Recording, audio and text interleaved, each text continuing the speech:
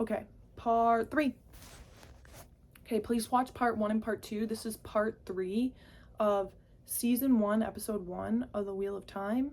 I have read the first book and I've seen all of the TV show. I'm making these because I'm a big fan of the TV show, so that has spurred me to read the books. That has spurred me to learn more about The Wheel of Time and everything. So I'm making these videos now to talk through the TV shows, what I've learned, my first impressions, what I liked about the show, and honestly just encouraging you to stick with it. But yeah, okay, so part 3, so now they're, again, we're in the Two Rivers, which in the book is Emond's Field, is the town, and I just was talking about the peddlers and the gleemans, and now we're going to talk about,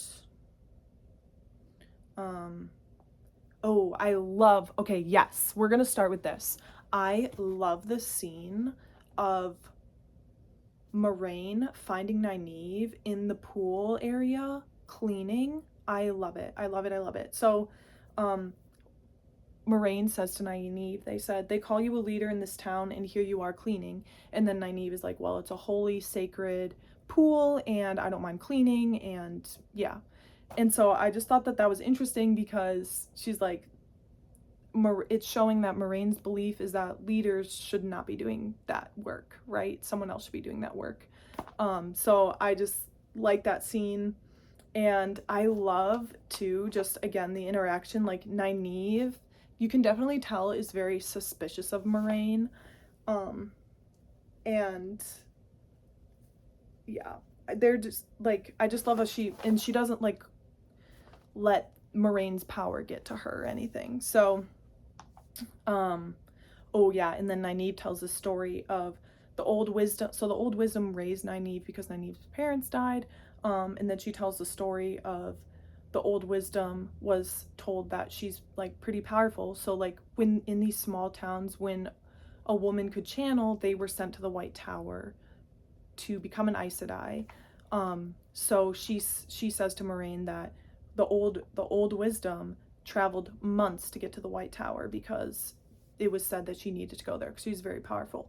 And then she said she got there, and the sisters, the Aes Sedai, took one look at her ragged clothes, her peasant accent, and they turned her away. So there's already like a wound there of Nynaeve is like, I don't like the Aes Sedai, you know, they're pretentious and they turned away one of, you know, our wisdom and stuff. She was from a small town and she never forgot, you know, the old wisdom never forgot until the day she died that she was rejected from the White Tower. So Nynaeve carries that with her too. And then Moraine says to Nynaeve, see, people say you are too young to be the wisdom, and I disagree. I think you're strong, even if you only have had that braid for a year or two. And then Nynaeve says, well, I've actually had it for 5 years. And Moraine's trying to suss out her age because the dragon reborn that Moraine is looking for needs to be of a certain age. So Nynaeve is really powerful. My legs are falling asleep. Nynaeve is really powerful, and in the books you get this more that like people can sense that power, especially if they're also powerful, so they can also sense that power. So I think Moraine can kind of pick up on that from Nynaeve, and so she's obviously the wisdom too, and the wisdoms are also powerful. They can listen to the wind and they have a lot of power in these towns. And I saw a bee.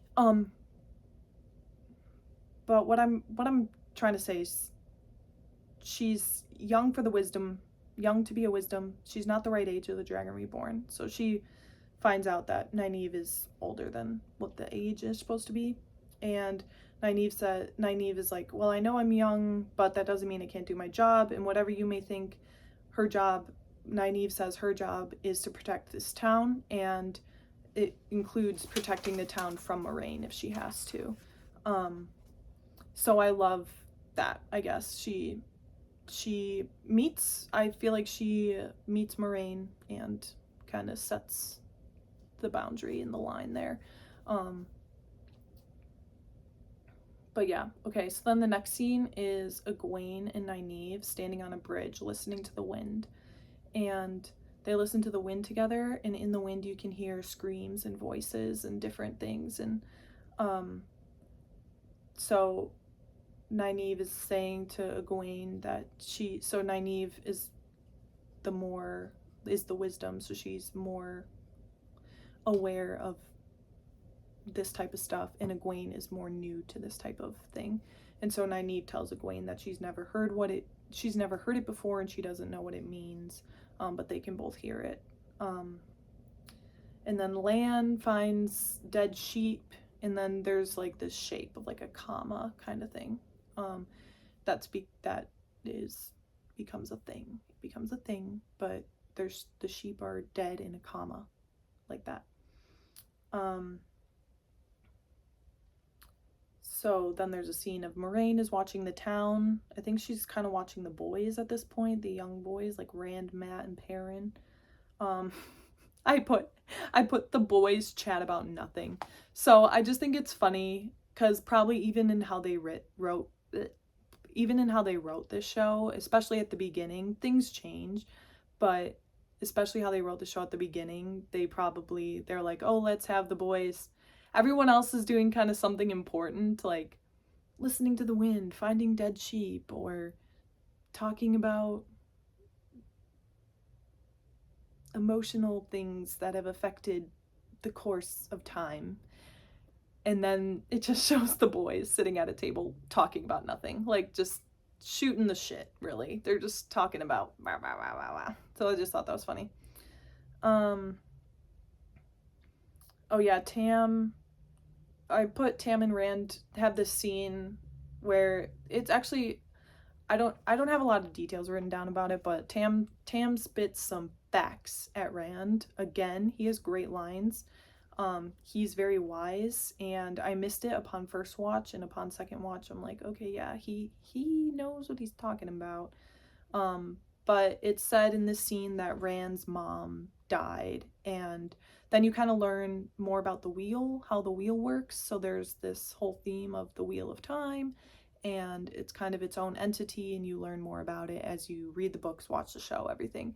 So you kind of learn in this scene that in this world, time is a circle and people are brought back to life in a way, right? So if I live a life and then I die, then I come back to life as someone else.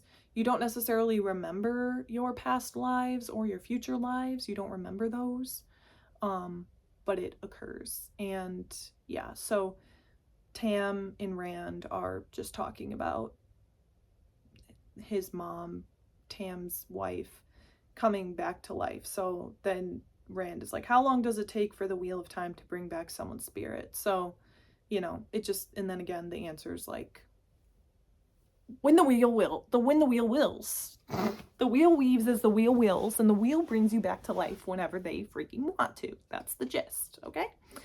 So, yeah.